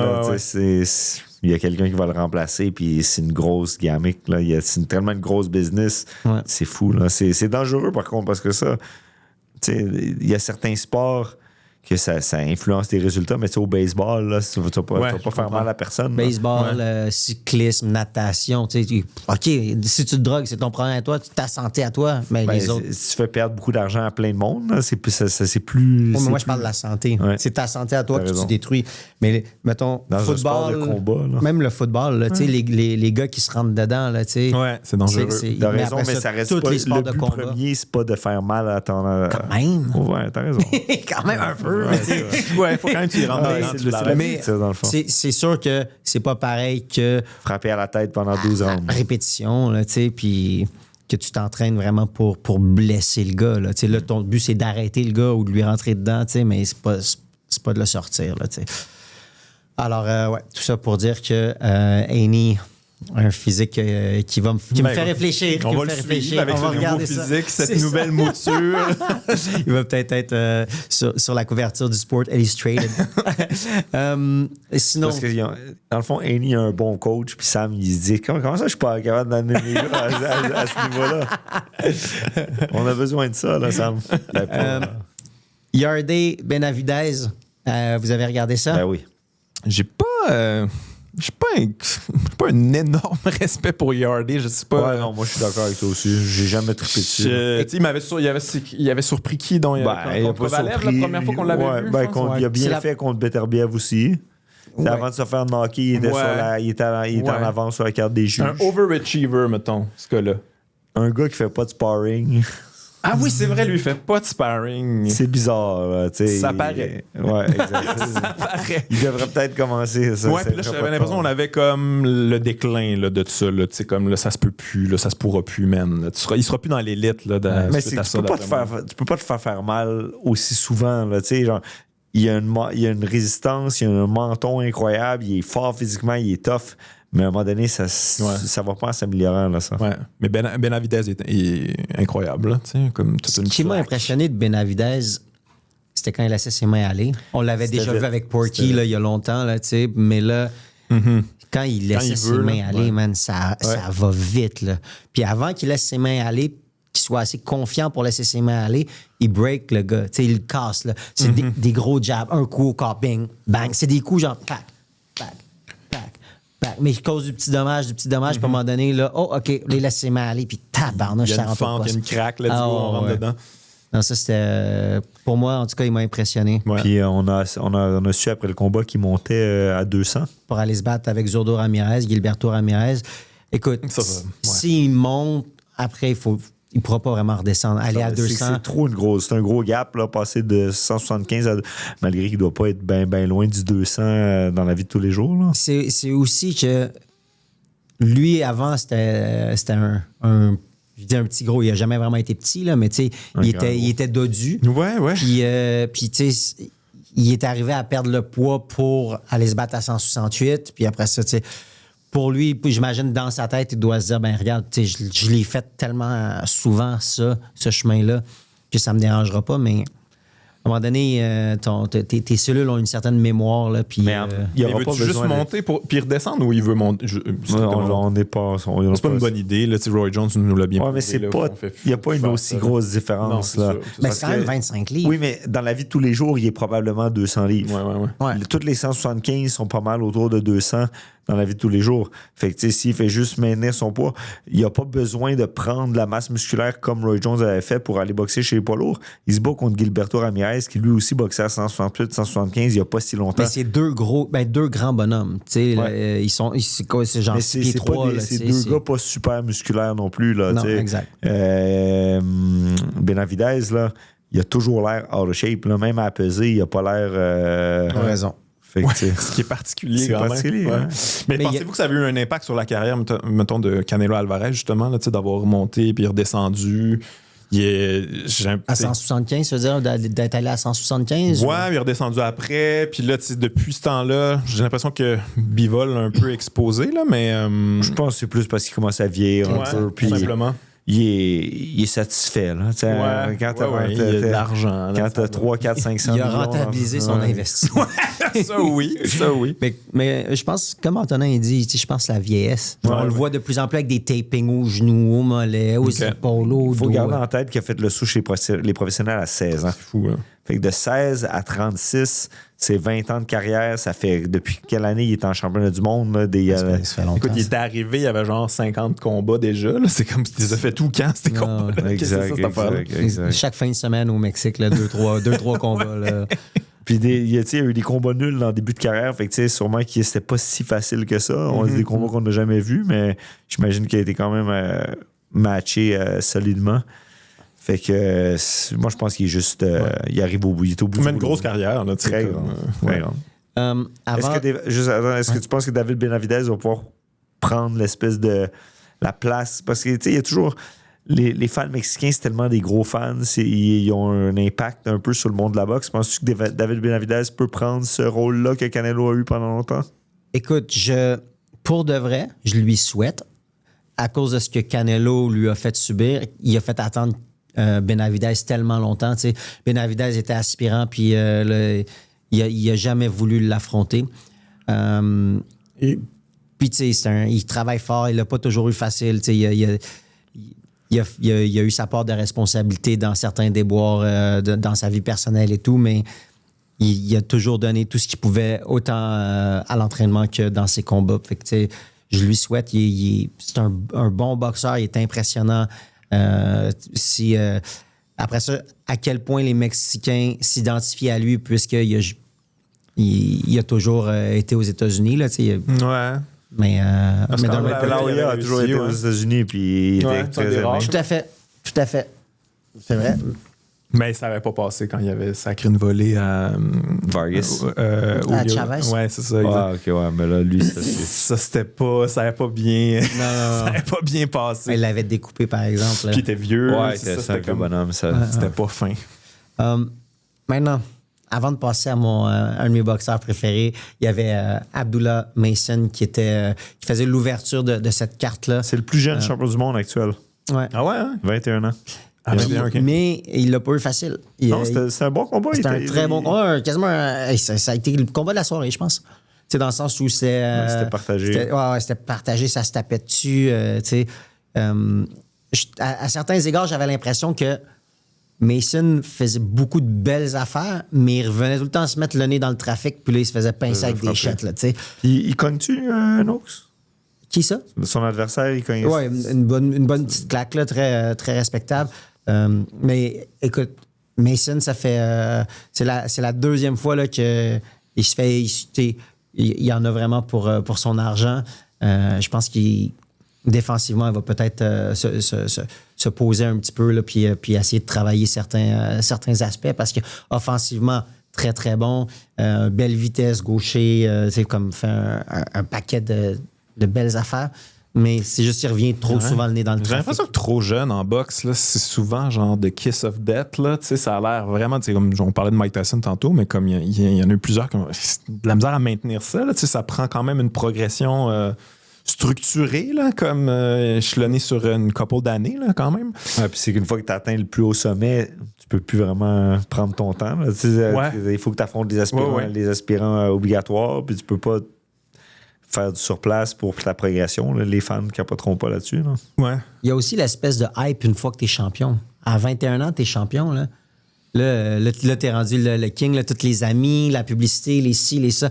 Au moins, il vient d'une grosse famille. Je pense qu'ils sont 7 frères et sœurs, font toute la boxe, toute la famille est là. Comme, je pense que ça va peut-être lui permettre de rester à sa place, mais il va devoir faire attention à ça parce qu'on l'a vu souvent, des kids qui deviennent champions ou qui touchent des bonnes sommes d'argent très jeunes, qui l'échappent éventuellement ou qui n'ont plus l'espèce de flamme de tout donner autant à l'entraînement que dans les combats éventuellement. Mais Canelo a réussi. Là, mais Canelo, il a commencé très, très jeune. Ouais.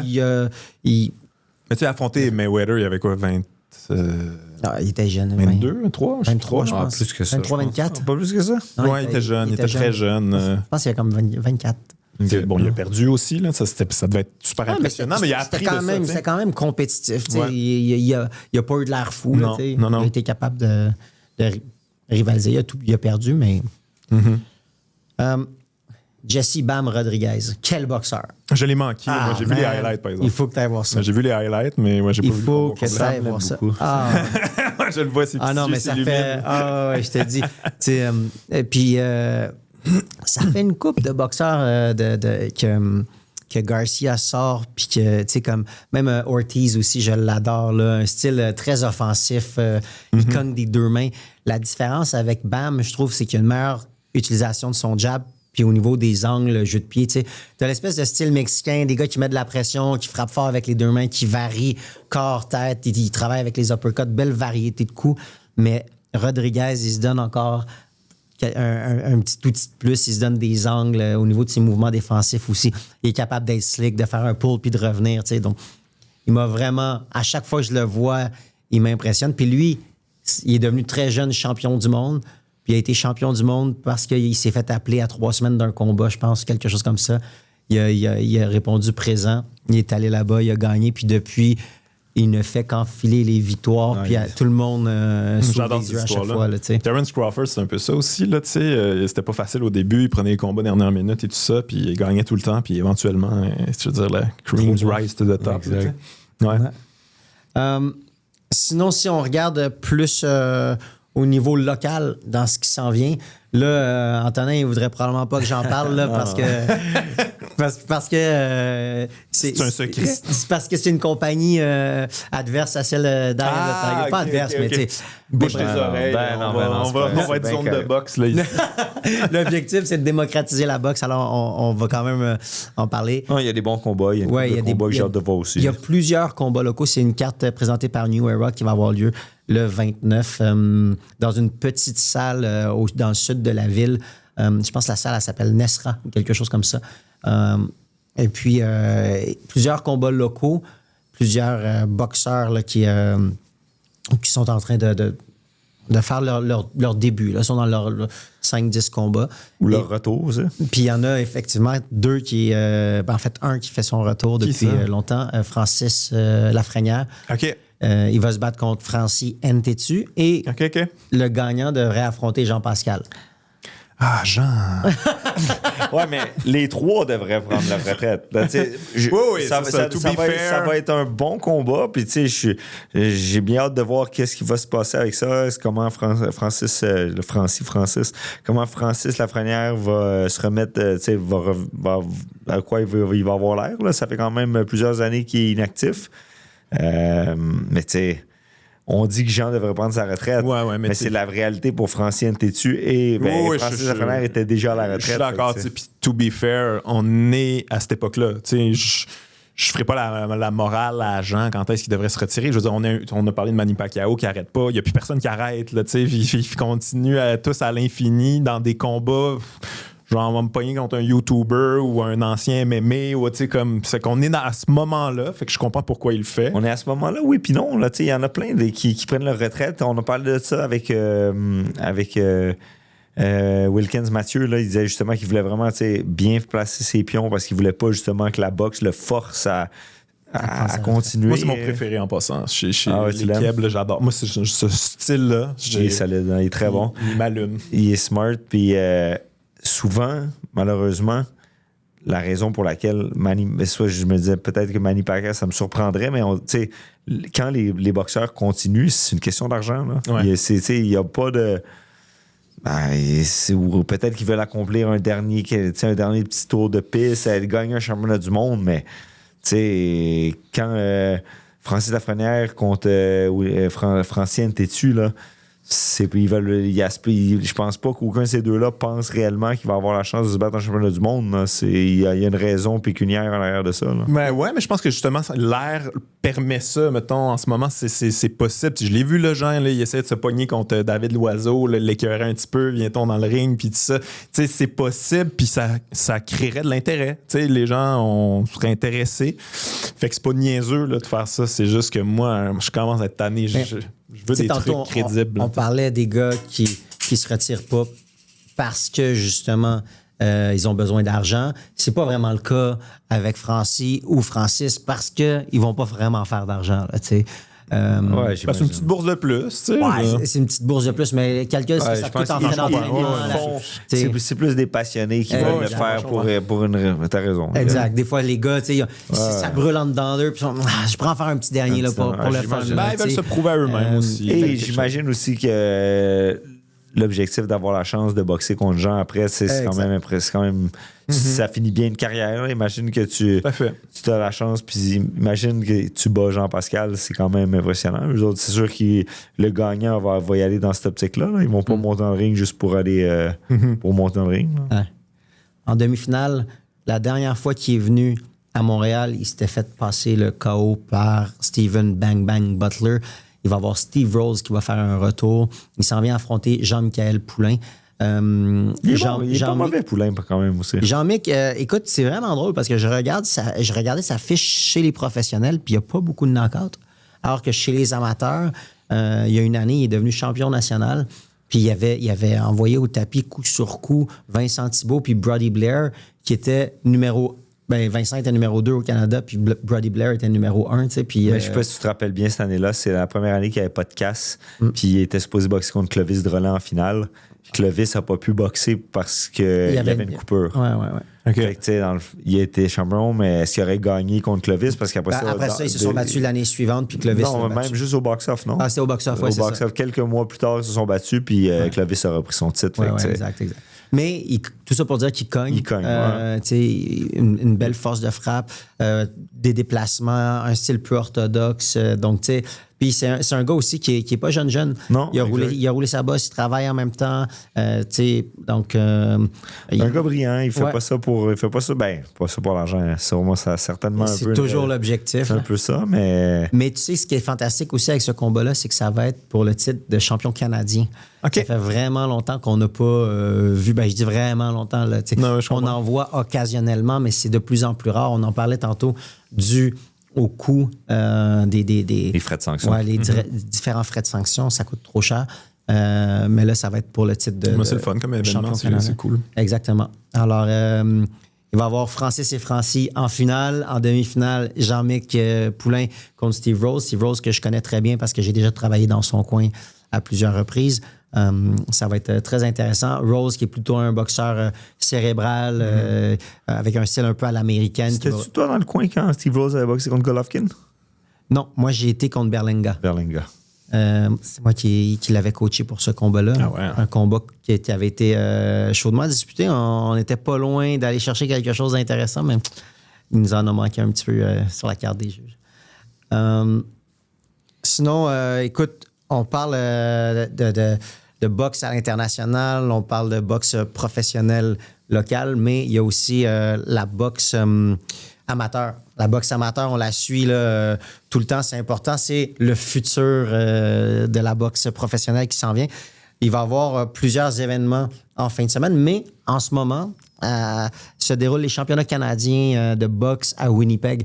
Antonin, tu les as fait plusieurs fois, voyager comme ça. Comment c'était pour toi, là, les championnats canadiens, quand tu y allais? Ben, ça a toujours été excitant. Là. Je pense que j'ai gagné mon premier championnat canadien, c'était en 2000. Ça me rajeunit pas, hein, ça va vite. Il y a 25 ans, j'avais gagné mon premier championnat canadien. Puis après ça, chaque année, ça devenait comme une... C'était d'habitude. J'étais très stressé à chaque année, mais je veux dire, ça devient comme le moment le plus important, là, parce que toute ton année va être en lien avec ça. Si tu te fais pas ta place sur l'équipe, tu peux pas voyager tu peux pas représenter ton pays sur la scène internationale. Fait que c'est super important. T'as pas non plus de salaire, là, parce que maintenant, c'est un peu plus compliqué, là, mais dans le temps, on était quand même très bien subventionné. La boxe amateur était vraiment... il y avait quand même pas mal de subventions. Fait que on n'avait pas le choix. Là, c'était notre gagne-pain, puis on prenait ça vraiment au sérieux. Fait que c'était des belles années. Plusieurs boxeurs québécois qui y sont présentement. Hier, je regardais au moment où j'ai arrêté de regarder, tous les Québécois avaient gagné, donc j'étais très content. J'ai hâte de voir aussi là, si on va avoir des surprises. Il y a des gars et des filles que je suis déjà depuis un petit bout de temps. Il y en a un, on en parlait, Antonin et moi, Joshua, qui nous a impressionnés un peu sur la scène internationale. L'année un boxeur de l'Alberta. Exactement. Qui est solide. Okay. Puis on a un boxeur du Québec aussi qui est vraiment très bon, là, Keoma Ali. C'est des gars qu'on suit. Il y a quelques jeunes là, qui vont pousser. J'ai bien hâte de voir ça. Et puis, sinon, chez les filles, il y a la sœur de Keoma Ali qui s'appelle Marie Ali, qui elle aussi est vraiment très bonne. Donc, ouais, on va suivre ça avec attention. C'est possible d'avoir un stream. Si vous allez sur le site de Boxe Canada, vous pouvez avoir un stream pour suivre les combats en live. Quand tu t'entraînes à la boxe, as-tu déjà pensé non, jamais. J'ai mangé quelques coups des fois comme plus rough, puis on dirait que je le sentais tout de suite comme si t'en manges trop de tout ça à répétition. C'est peut-être pas bon pour toi, fait que j'ai compris que c'était pas pour moi là, mais je comprends j'aurais aimé ça, si j'avais été athlétique, niveau sportif, je m'étais évalué comme d'une manière j'avais considéré que j'étais un athlète, ça aurait été mon sport. C'est très solitaire, moi j'étais un gars très solitaire, j'aime me focusser sur quelque chose, puis j'aime l'aspect comme c'est un peu un combat contre toi-même. Là. C'est mentalement là, que ça semble difficile. Fait que ça a arrêté mon sport. Mais non. C'est correct. Je trouve pas que c'était un sport si solitaire que ça, par contre. C'est solitaire dans la mesure où quand tu le pratiques, oui, tu sais, je veux dire, quand tu t'entraînes et tout ça, mais tu as aussi les relations avec j'imagine, tes entraîneurs puis tes partenaires et tout ça. Mais quand tu es dans le sport, on dirait que c'est comme très... focus, là, tunnel, là, tu fais pas de passe à personne, là, tu te fies pas sur personne d'autre que toi puis tes entraîneurs entre les rounds, j'imagine. Je pense que toi, c'est à quoi tu faisais référence, c'est plus comme quand tu rentres dans le gym, l'espèce de fraternité. C'est le fun. Là. Il y a tout le temps plein de gars avec qui tu t'entraînes, ton équipe de coach. J'avais vraiment pas l'impression d'être dans un sport individuel, mais en même temps, je pense que j'ai pas assez fait de sport d'équipe pour pouvoir vraiment comparer. Là. Je pense que c'est l'espèce de référence que tu dis, là, c'est vrai que tu peux pas te fier à qui que ce soit. Là. Le spotlight est sur toi dans un combat. Anyway, imagine, tu as full de talent, ton teammate est pourri. Mais la boxe, c'est ça, c'est toi tout le temps. Si tu perds, c'est toi. Si tu gagnes, c'est toi. Il y a quelque chose de rough là-dedans, mais quelque chose de grisant, je trouve. Sinon, par rapport à la boxe amateur, je t'avais déjà invité à un gala de boxe à Québec. Ouais, je me rappelle. On ramassait des fonds pour aider les jeunes. Et puis, est-ce que tu avais déjà assisté à d'autres galas de boxe amateurs ou ça a été le Je pense que j'en seul? avais vu un autre, mais je me rappelle pas. Ok. C'était dans un gym, là, à un moment donné, mais comme. Non, je suis moins la boxe amateur. Plus là, boxe professionnelle. Oui. Ça, t'en as vu quelques-uns des shows de boxe professionnelle. Ça, j'en ai vu beaucoup. Là. T'es même déjà allé à Vegas. Ça, c'était pour du UFC? Ouais, ça c'était UFC par exemple. J'aurais bien aimé ça, par exemple, vivre un combat de boxe à Vegas, là, tu sais, dans la grosse époque. Là. On va demander à Mbili qui a pogné Canelo. Ah ouais, non. Ça, j'aimerais bien ça. Mais non, mais tout, au Québec, j'ai vu beaucoup Jean-Pascal, Lucien Boutet. Les gros événements, j'étais souvent là, David Lemieux et tout. Là. Ouais. Là, le moins, là, depuis que j'ai les enfants, c'est plus difficile. Autant au niveau du temps qu'au niveau du... Tu sais, c'est cher, là, quand même. Aller dans des... Fait que un peu moins. Mais ouais, j'aimais bien ça. En tout cas, pour ceux qui voudront suivre la boxe amateur en fin de semaine, on parle du 29 novembre. Le club L'Envol à Repentigny fait un gala. Phoenix MMA Fitness à Laval. Sinon, à Beauharnois, il y a le Hit Fit Organization. Et finalement, à Thetford-Man, il y a le Punch-Out TM. Ils offrent tous une belle carte de boxe. Si jamais vous voulez en savoir plus aussi sur la boxe amateur, rendez-vous sur le site de la Fédération québécoise de boxe olympique. Vous allez pouvoir avoir tout ce que vous recherchez.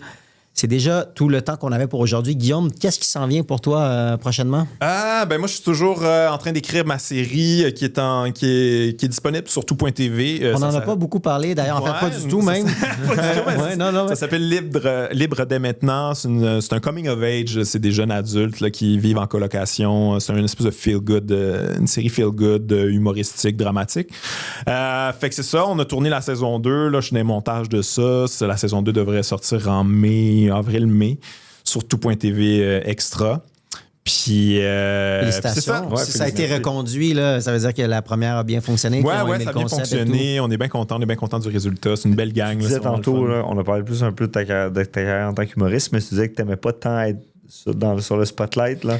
Non, c'est ça qui est spécial de moi. Là, tu sais. Puis ça, c'est de l'autre côté de la caméra, comment ça se passe? Moi, j'adore ça. Tu sais, honnêtement, être auteur, c'est t'es chez vous, dans ta petite routine, dans tes petites affaires, dans tes petits personnages, dans ta tête. C'est beaucoup cérébral, beaucoup dans ma tête.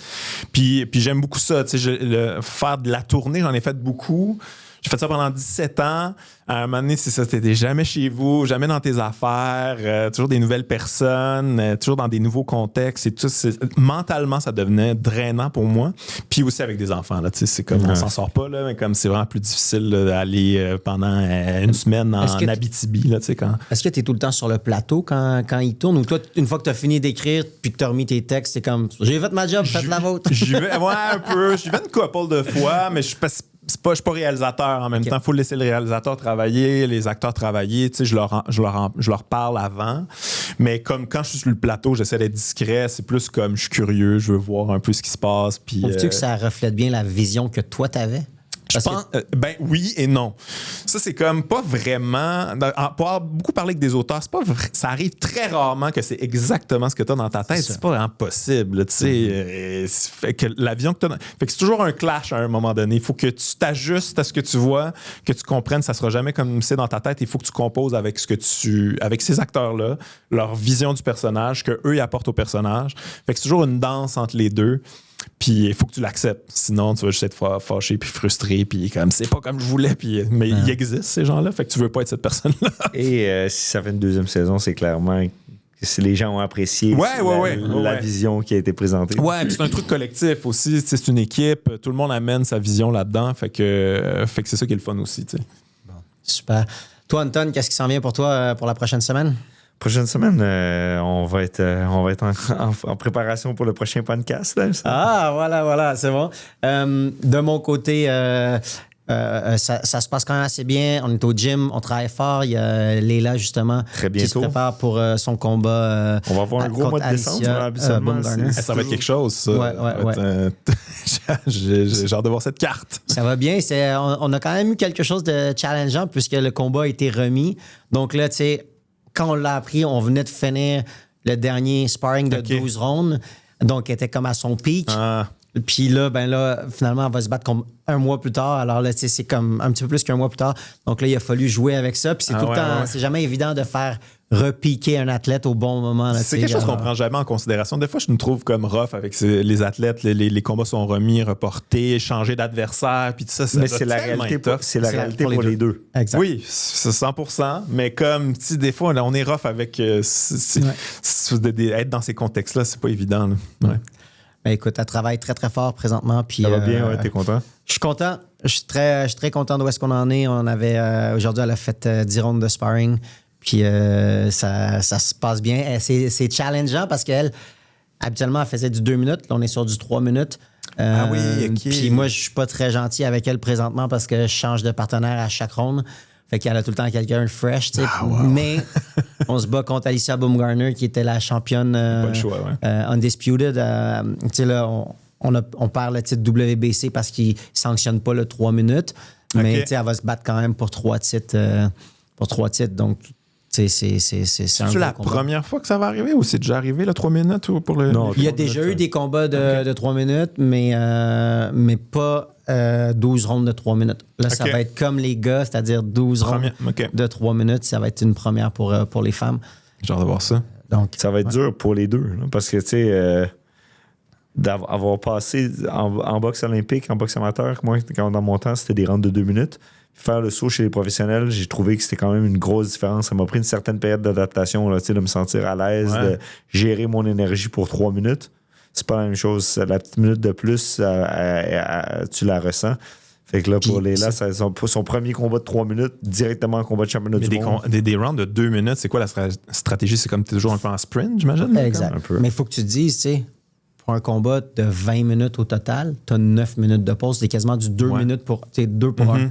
Alors que l'autre, c'est 36 minutes pour 9 minutes de pause, pour 11 minutes de pause. Là, c'est une bonne différence. Là, fait que oui, effectivement, souvent les gens ils disent les filles, ils devraient rester sur du 2 minutes, pas aller sur du 3 minutes, tout ça.